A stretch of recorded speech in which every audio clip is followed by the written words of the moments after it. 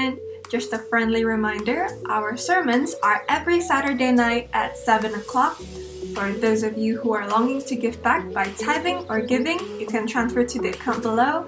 And a safety reminder for health protocols, when you go outside, don't forget to wear a mask, wash your hands, and keep a safe distance to everyone else. See you, bye-bye!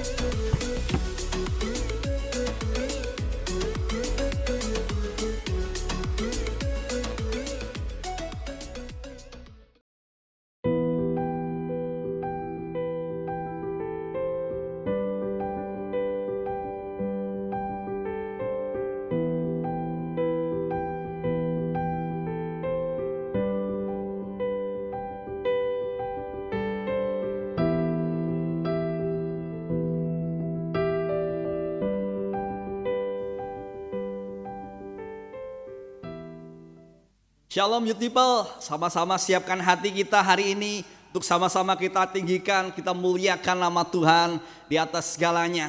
Mari sama-sama dengan segenap hati kita katakan, Oh Yesus Tuhan yang berkuasa, tiada yang lain, tiada yang lain. Oh Yesus, Kau berkuasa untuk selamanya.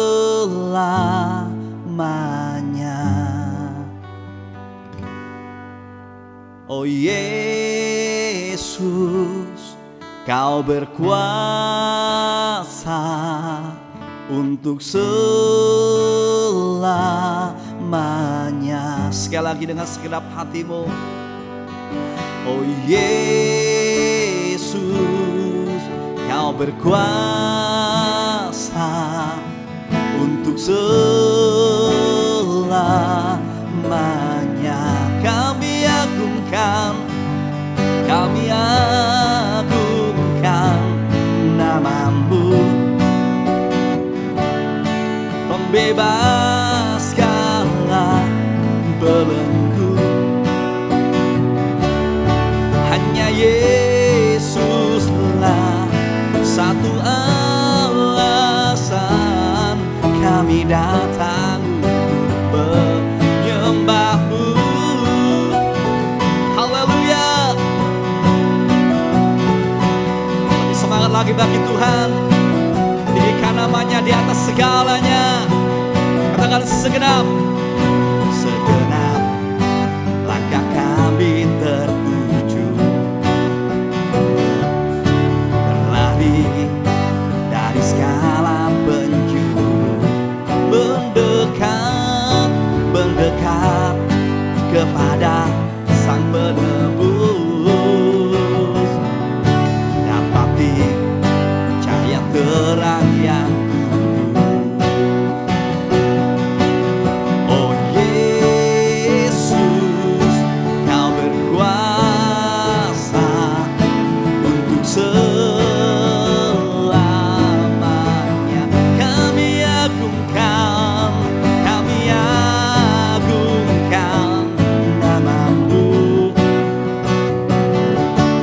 bebas segala belenggu.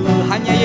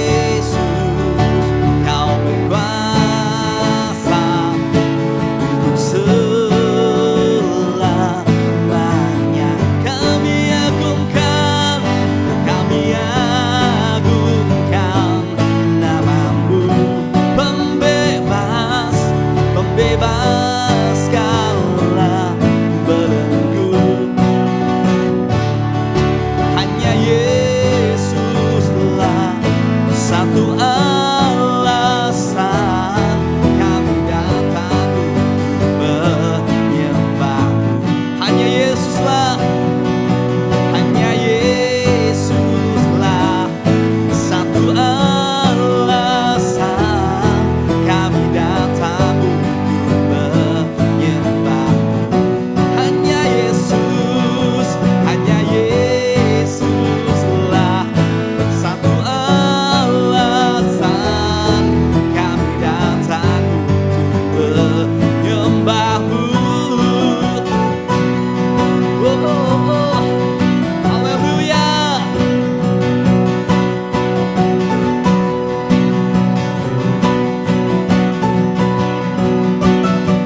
Haleluya.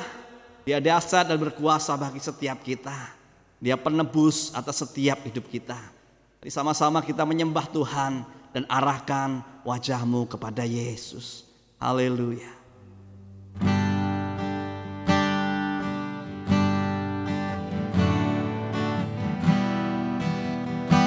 Engkaulah penyelamat kami Tuhan. Engkaulah penebus hidup kami. Haleluya Yesus.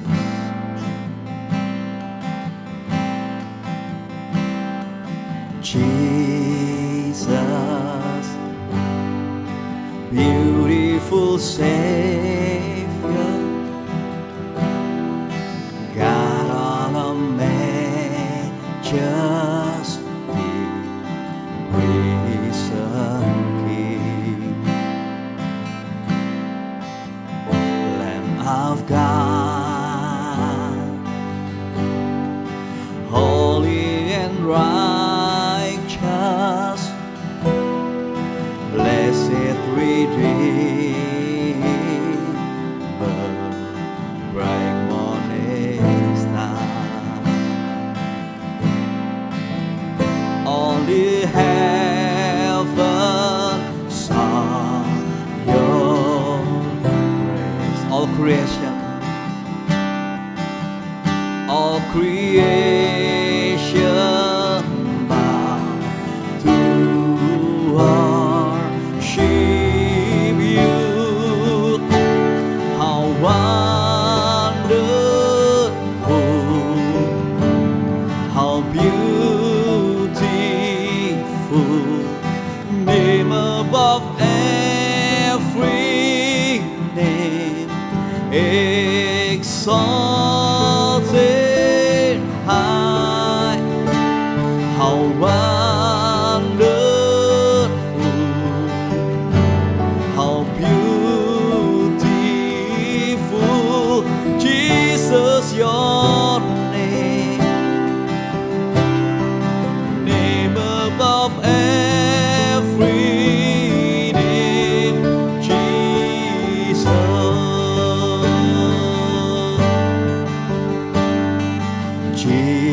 Jesus,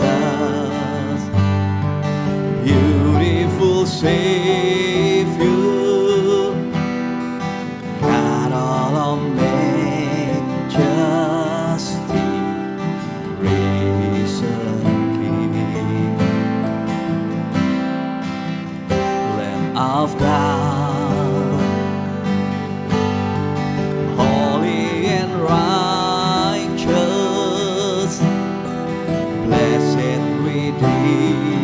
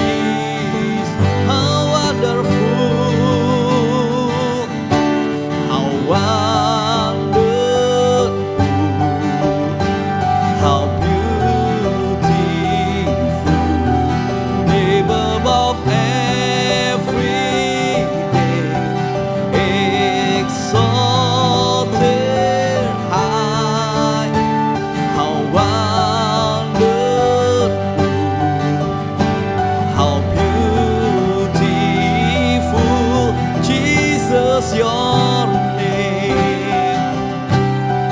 name above every name, Jesus. I will sing.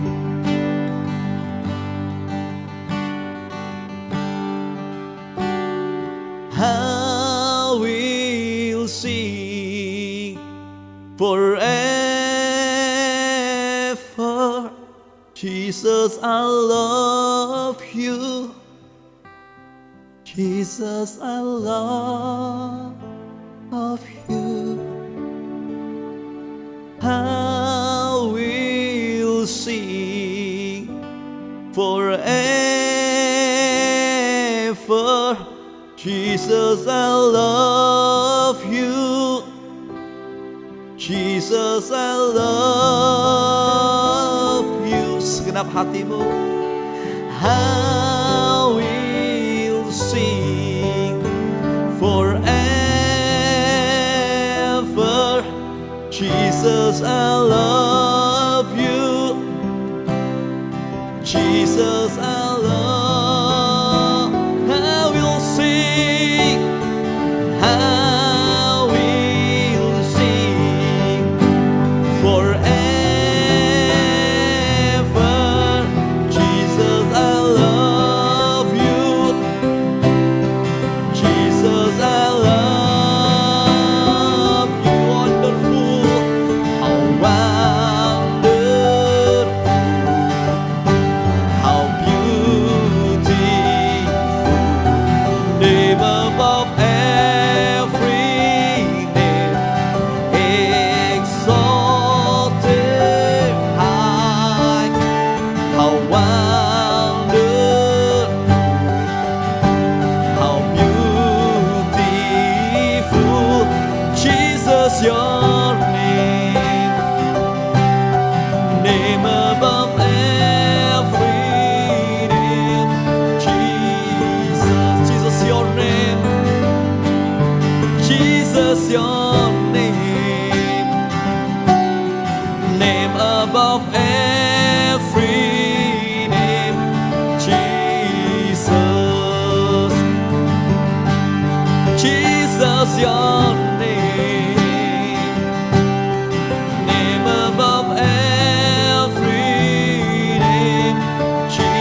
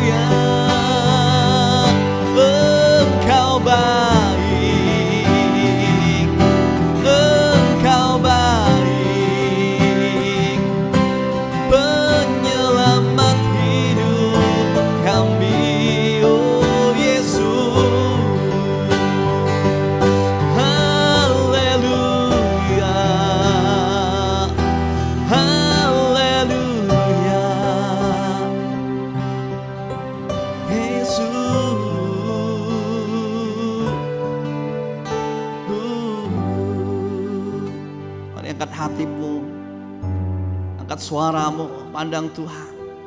Dia mengasihi engkau lebih dari segalanya. Kasih Tuhan dan nyatakan isi hatimu kepada Tuhan. Sama-sama katakan, I will sing forever. Jesus, I love you. Jesus, I love you.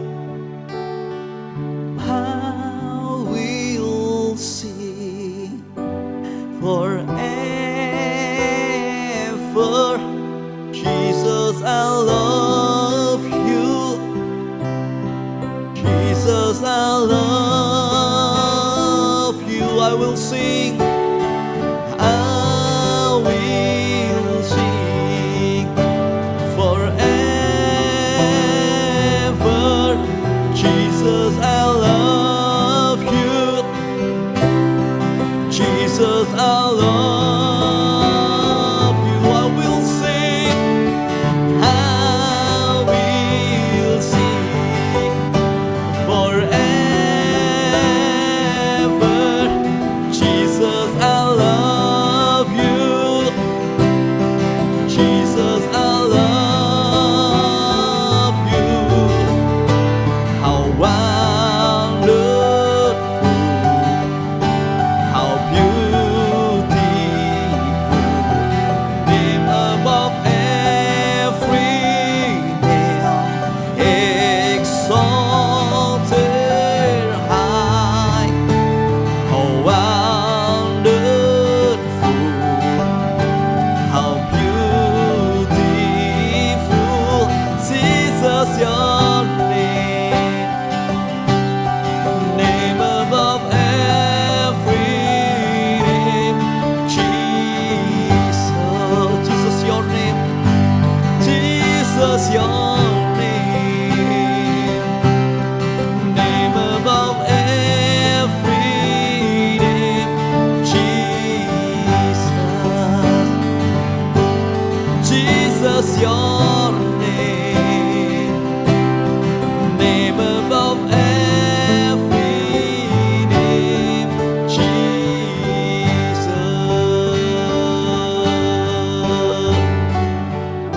haleluya. Engkau nama di atas segala nama Tuhan. Engkau berkuasa di atas segalanya. Terima kasih buat setiap pengorbanan keselamatan yang Kau berikan buat kami. Terima kasih buat Roh Kudus-Mu hari ini, bahwa kami terus mendekat dengan Engkau dan mengalami Engkau Tuhan. Sebentar kami mendengar firman-Mu, siapkan hati kami, jiwa dan roh kami untuk menangkap isi hati-Mu. Terima kasih Tuhan. Dan kami sambut firman-Mu dalam nama Tuhan Yesus Kristus. Haleluya. Amin.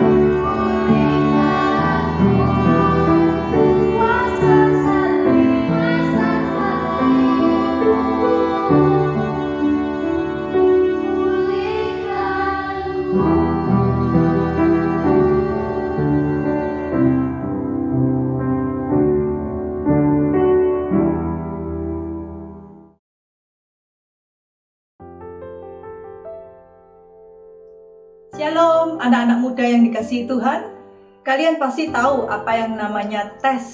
Ya mungkin bagi beberapa orang tes ini bukan sesuatu yang menyenangkan. Tetapi bagi anak-anak muda, apalagi yang masih usia sekolah atau kuliah, semua harus menghadapi yang namanya tes atau ujian.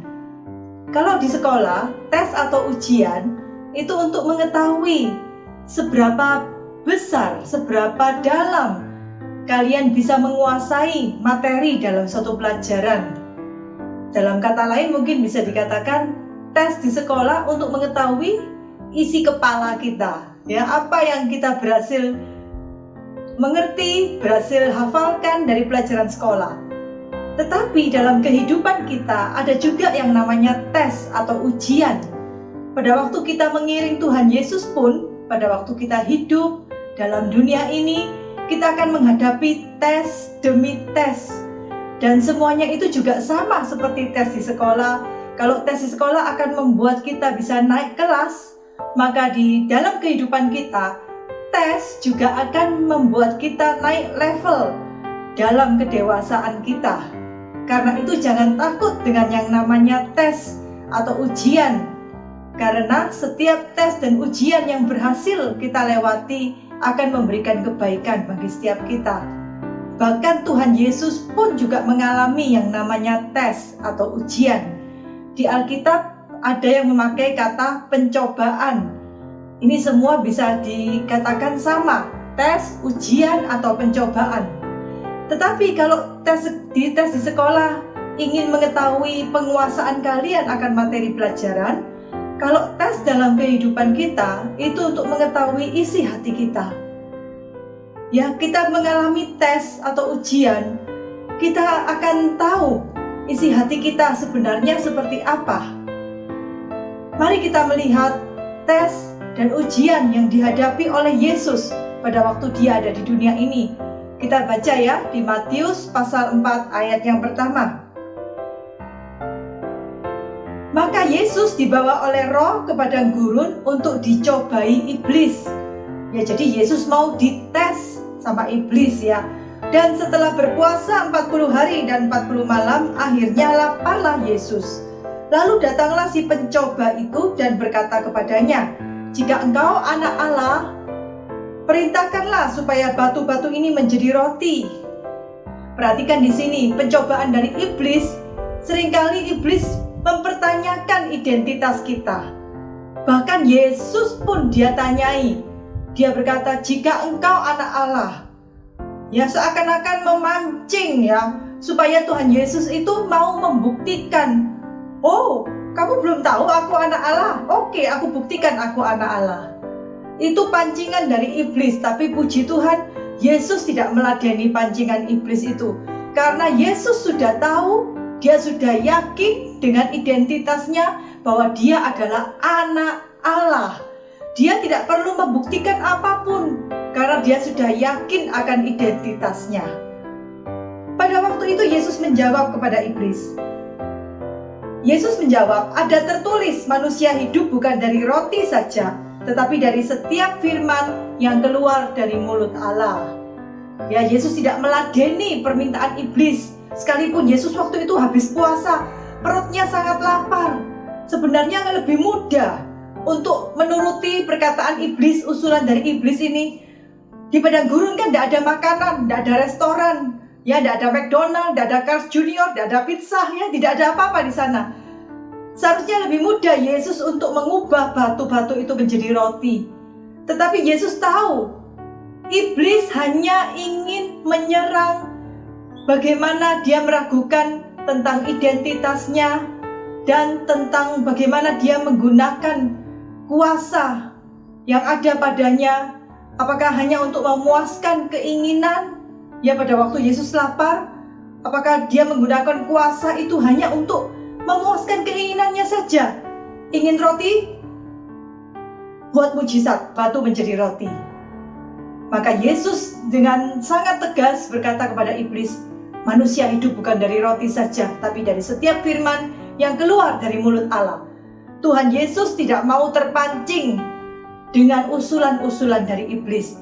Seharusnya bukan suatu dosa Kalau kita pikir-pikir, adik-adik pasti juga bisa berpikir, loh masa sih mengubah batu jadi roti itu dosa? Apakah Tuhan nanti tidak senang kalau kita mengubah batu menjadi roti? Saya percaya bukan seperti itu. Saya percaya Tuhan tidak akan mempermasalahkan. Ya, kalau kita butuh mujizat, kemudian kita membuat suatu mujizat dan menjawab kebutuhan lewat mujizat tersebut. Tetapi Yesus tahu karena yang memberi usulan ini iblis, bukan Bapaknya. Seandainya Bapa yang berkata, Yesus, aku mau engkau mengubah batu ini menjadi roti, saya percaya Yesus akan taat. Tetapi karena ini usulan dari iblis, Yesus tahu dia tidak boleh taat kepada iblis. Dia tidak boleh mendengarkan usulan walaupun kelihatannya baik. Tapi kalau usulan itu dari iblis, Tuhan Yesus tidak mau meladeninya. Yang kedua, iblis mencoba lagi, dia tidak menyerah ya. Iblis membawanya ke kota suci dan menempatkan dia di hubungan bait Allah. Jadi di atasnya bait Allah gitu ya. Lalu berkata kepadanya, jika engkau anak Allah, dia mau menteror Yesus dengan pertanyaan itu terus. Jika engkau anak Allah, jatuhkanlah dirimu ke bawah, sebab ada tertulis mengenai engkau, ia akan memerintahkan malaikat-malaikatnya, dan mereka akan menatang engkau di atas tangannya, supaya kakimu jangan terantuk kepada batu. Iblis mau ngomong lagi, kalau kamu anak Allah, kan kamu pasti dilindungi sama malaikat-malaikat. Ya udah, jatuhkan aja dirimu. Nanti pasti Tuhan suruh sepasukan batalion malaikat untuk menopang supaya Yesus tidak terantuk, tidak sampai menyentuh batu dan tidak mengalami luka-luka. Apa yang dijawab oleh Yesus? Yesus berkata kepadanya, ada pula tertulis, janganlah engkau mencobai Tuhan Allahmu. Yesus tahu dia punya kuasa untuk memerintahkan malaikat-malaikat menolong dan melindungi dia. Tapi Yesus tahu juga bahwa iblis masih hendak berusaha menyerang identitasnya. Dan Yesus yang begitu yakin bahwa dia adalah anak Allah, dia tidak mau meladeni pancingan-pancingan iblis ini. Dia tetap berkata tidak, ya. Bahkan dia berkata pada iblis, jangan mencobai Tuhan Allahmu. Artinya apa? Don't question God's power, don't question God's authority. Jadi Tuhan punya otoritas, Tuhan punya kuasa, itu tidak usah dipertanyakan lagi, tidak usah dicoba-coba. Ya, maksudnya jangan mencobai Tuhan.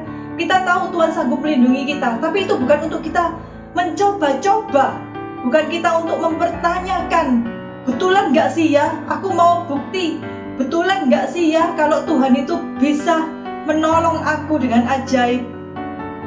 Kalau Tuhan tidak menolong kita hingga hari ini, maka kita pasti semuanya sudah binasa.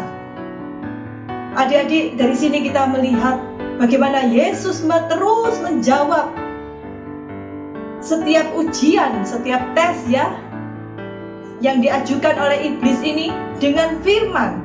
Dia selalu berkata, ada tertulis, ada tertulis.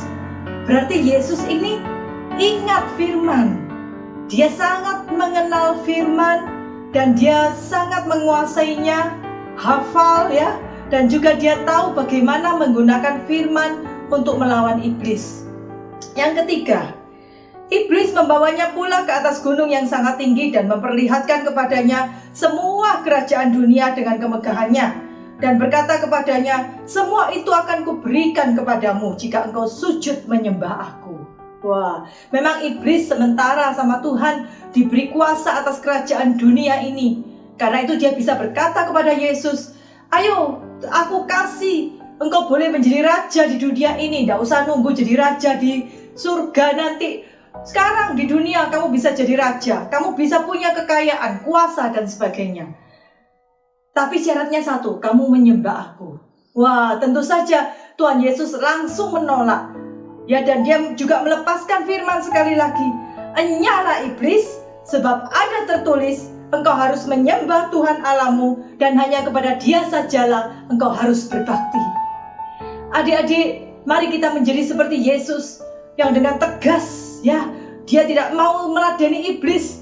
Kalau iblis mulai ngomong, memberikan usulan, maka Yesus dengan tegas berkata, enyalah iblis.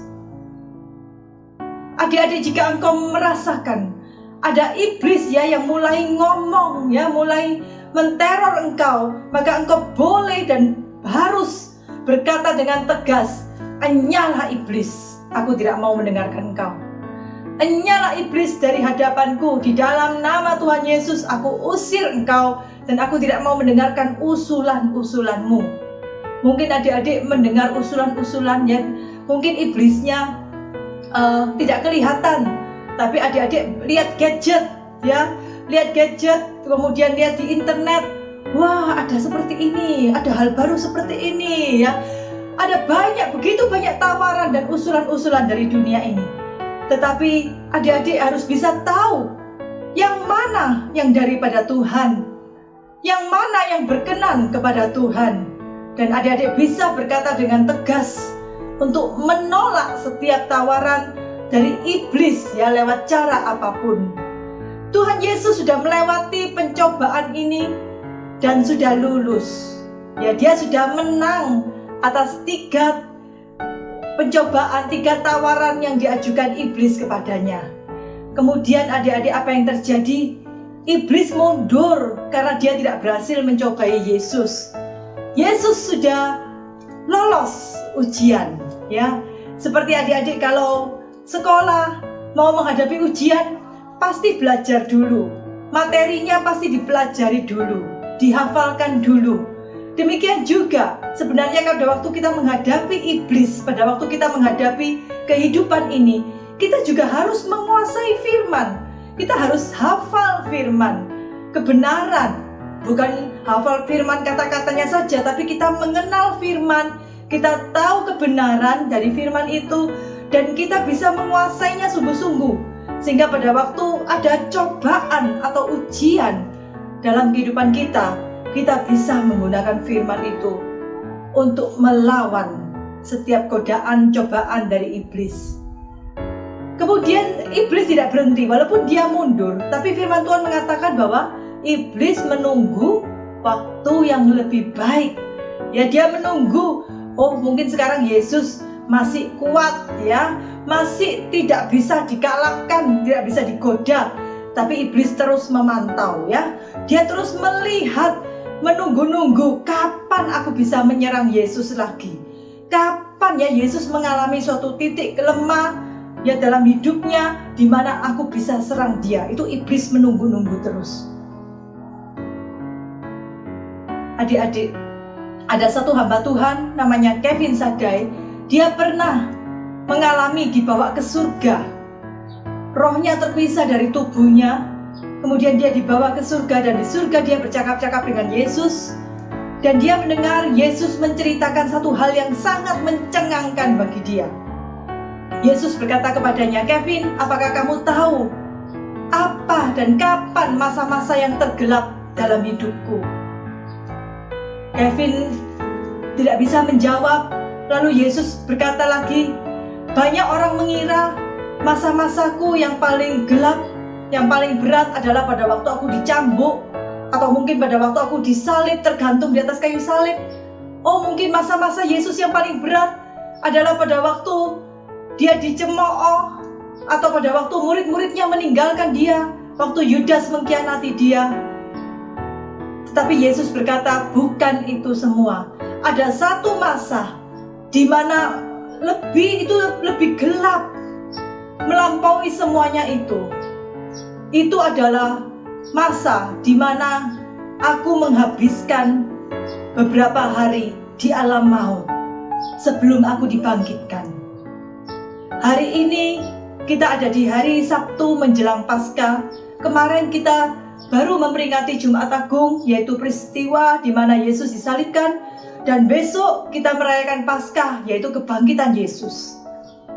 Pada waktu 2000 tahun yang lalu peristiwa ini terjadi. Di hari seperti ini, Yesus sedang ada di perut bumi. Dia sedang ada di alam maut. Ya, tidak ada satu orang pun yang membantu atau menolong, mendampingi dia. Bahkan Yesus berkata pada Kevin Sadai pada waktu itu, "Aku tidak bisa berkomunikasi dengan Bapakku karena pada waktu aku disalib, aku sudah menyerahkan nyawaku Dan juga komunikasi dengan Bapa itu terputus. Dia sudah tidak bisa berkomunikasi dengan Bapa lagi. Dan aku juga tidak bisa membangkitkan diriku sendiri. Aku harus menunggu Roh Kudus untuk membangkitkan aku. Dan di alam maut itu, Yesus bercerita kepada Kevin Sadai, iblis menyerang aku. Dan iblis berkata bahwa aku gagal.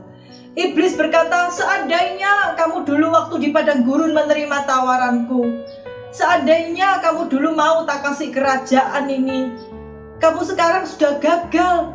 Kamu ada di alam maut ini, tidak ada yang menolong engkau, misimu gagal. Iblis terus memperkatakan hal tersebut. Tetapi Yesus mengingat ada satu ayat yang menjadi rema, dan ayat ini terus diperkatakan oleh Yesus pada waktu dia di alam maut. Di mana itu ayatnya? Kita buka di Mazmur pasal 16. Ini adalah Mazmur Daud, ditulis oleh Raja Daud oleh ilham Roh Kudus. Tentang ini menubuatkan tentang kemenangan Yesus sebagai Mesias. Hal yang sangat luar biasa. Yesus ternyata bercerita kepada Kevin Sadai, pada waktu aku masih remaja, ya dia bilang, pada waktu aku masih remaja, aku belajar dan menghafal semua ayat Alkitab di Perjanjian Lama. Waktu Yesus hidup, Perjanjian Baru belum ada. Hanya ada Perjanjian Lama, kitab para nabi, Kejadian, Taurat dan kitab para nabi. Dan itu dihafalkan juga kitab Mazmur ya. Itu dihafalkan oleh Tuhan Yesus. Yesus sangat menguasai.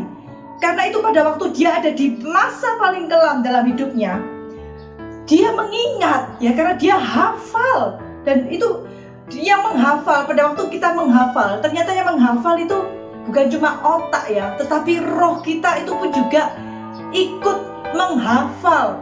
Itu tertanam di roh kita. Karena Yesus yang masuk ke alam maut itu roh, ya bukan otaknya yang masuk ke alam maut, tapi rohnya. Karena itu rohnya dia mengingat, menghafal. Apa yang dikatakan Mazmur pasal 16 ayat 10. Sebab engkau tidak menyerahkan aku ke dunia orang mati, dan tidak membiarkan orang kudusmu melihat kebinasaan. Waktu Daud menuliskan ini adalah nubuatan tentang Mesias.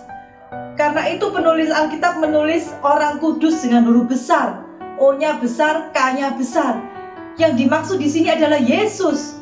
Jadi Daud sudah menubuatkan bahwa Tuhan tidak akan menyerahkan Yesus ke dunia orang mati, dan Tuhan tidak akan membiarkan Yesus melihat kebinasaan. Ini adalah janji yang dipegang oleh Yesus karena dia hafal firman, dia pegang janji ini. Waktu dia di alam maut sendirian, tidak ada yang menolong, dan iblis terus menteror dia, mengatakan bahwa dia gagal dan dia akan mati, dia akan ditelan oleh maut, binasa selama-lamanya. Yesus mengucapkan ayat ini. Yesus mengingat dan terus memperkatakan ayat ini. Tuhan tidak akan membiarkan orang kudusnya melihat kebinasaan. Tuhan tidak akan menyerahkan aku ke dunia orang mati. Dan akhirnya di hari yang ketiga, Roh Kudus, Roh Allah membangkitkan Yesus dari antara orang mati. Dan Yesus menang mengalahkan maut. Yesus menang mengalahkan tesnya yang terakhir. Jadi pencobaan tesnya Yesus yang terakhir bukan di padang gurun yang dicatat di Matius pasal 4. Tapi pada waktu dia ada di alam maut. Pada waktu dia ada di alam maut, tanpa ada Bapa, dia harus seorang diri menghadapi iblis. Tetapi dia berhasil menang. Dia tahu firman yang mengatakan bahwa dia tidak akan melihat kebinasaan, dan Tuhan tidak akan menyerahkan dia ke dunia orang mati. Yesus telah menang. Hari ini dan besok kita merayakan Paskah. Kita tahu bahwa Yesus telah menang atas segala pencobaan, atas tes-tes yang dia lalui. Kenapa Yesus harus melalui pencobaan? Karena dia adalah juru selamat, imam besar kita. Dia harus melewati pencobaan dan menang, supaya dia kelak bisa menolong kita melewati pencobaan, melewati tes-tes dalam kehidupan kita. Dia seperti seorang guru. Dia sudah terlebih dahulu lulus. Setelah itu dia bisa mengajar para murid-muridnya. Adik-adik di sekolah diajar oleh para guru. Bukan berarti guru-guru itu lebih pintar, tetapi sudah lulus tes. Mereka sudah melewati tes-tes pada waktu mereka sekolah. Mereka lulus dan mereka dapat mengajar murid-muridnya. Demikian pula Yesus. Dia sudah lulus semua tes. Dan tujuannya supaya dia dapat mengajar, dia bisa menolong kita melewati tes-tes yang sama di dalam kehidupan kita. Karena itu biarlah di momen Paskah ini kita mengingat bahwa Yesus yang kita sembah adalah Yesus yang telah menang atas pencobaan, Yesus yang telah lulus dari semua tes, dan kita sebagai anak-anaknya ditentukan juga untuk menerima kemenangan yang sama. Mari kita menerima kemenangan yang daripada Tuhan, karena kita tahu jelas bahwa identitas kita adalah anak Allah. Kita telah ditebus, kita telah dibenarkan, hidup kita telah dikuduskan, ditahirkan, dan kita menjadi anak-anak Allah. Jika tes itu datang, mari engkau melawannya dengan firman Allah. Karena itu saya mendorong adik-adik, bertekunlah membaca firman Allah, membaca Alkitab. Bertekunlah menghafal ayat firman Tuhan, dan kemudian engkau renungkan hingga itu menjadi satu dengan rohmu, sehingga pada waktu ujian kehidupan datang, tes itu datang, engkau tahu, engkau sudah punya bagaimana jawabannya. Engkau punya jawaban dari firman atas setiap persoalan dalam kehidupanmu, setiap tes-tes yang harus kau lalui dalam kehidupanmu. Dan jika engkau berhasil menggunakan firman ini untuk melawan iblis dan untuk engkau menghadapi setiap tes yang ada dalam hidupmu, maka engkau akan keluar sebagai pemenang. Dan itulah yang dikehendaki Tuhan, karena Dia telah menang atas semuanya. Dia juga menghendaki engkau menang. Mari kita berdoa. Bapa di surga, kami berdoa untuk anak-anak muda. Biarlah mereka Tuhan di masa-masa muda seperti Yesus mempelajari firman, menguasai firman, merenungkan firman, dan juga menjadi pelaku-pelaku firman. Biarlah mereka menjadi anak-anak muda yang punya firman, hidup di dalam firman, sehingga pada waktu tes itu datang dalam kehidupan mereka, mereka tahu bagaimana harus menghadapinya. Dan di hari Paskah ini kami berdoa, biarlah kuasa Yesus yang telah bangkit dari antara orang mati itu turun atas setiap anak-anak muda di tempat ini, atas setiap anak-anak muda yang menyaksikan ibadah online ini Tuhan.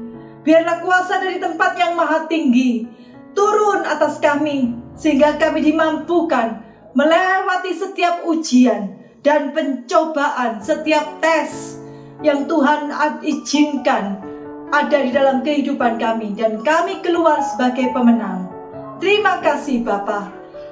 Hamba serahkan anak-anak muda yang Kau kasihi ini ke dalam tangan-Mu. Biarlah Engkau yang membawa mereka menjadi generasi muda yang berkemenangan di dalam Engkau. Di dalam nama Tuhan Yesus kami berdoa. Amin.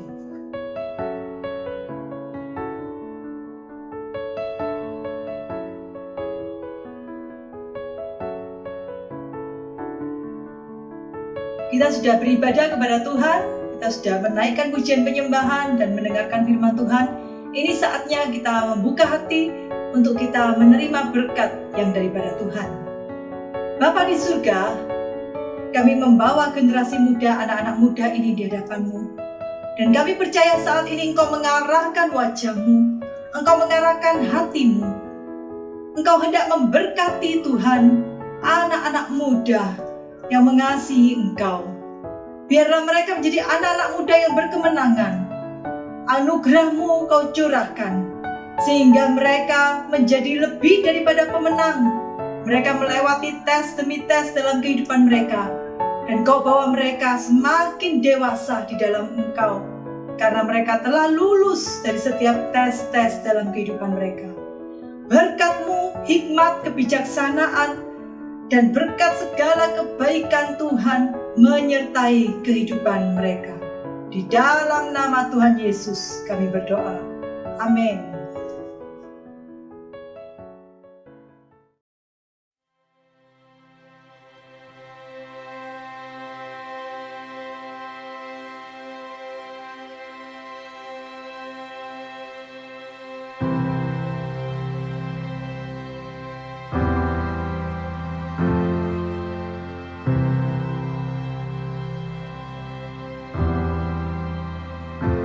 Cast my mind to Calvary, where Jesus bled and died for me.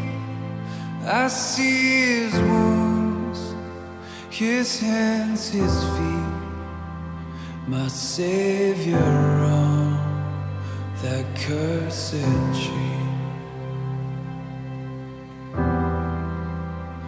His body bound and drenched in tears, they laid Him down in Joseph's tomb, the entrance sealed by heavy stone. Messiah still and all alone.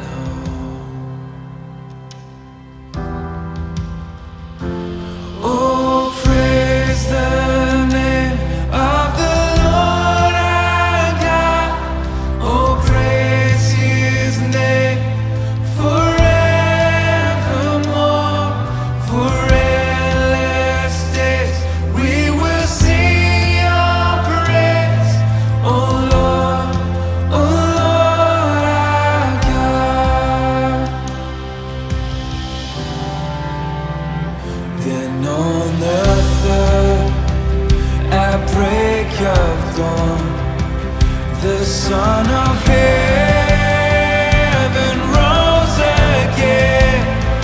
Oh, tremble death, where is your sting? The angels roar for Christ the King. Oh, praise the name of the Lord our God. Oh, praise His name forevermore. For endless days we will sing Your praise. Oh Lord our God. Shall return in robes of white, the blazing sun shall pierce the night, and I will rise among the saints, my gaze transfixed on Jesus' face.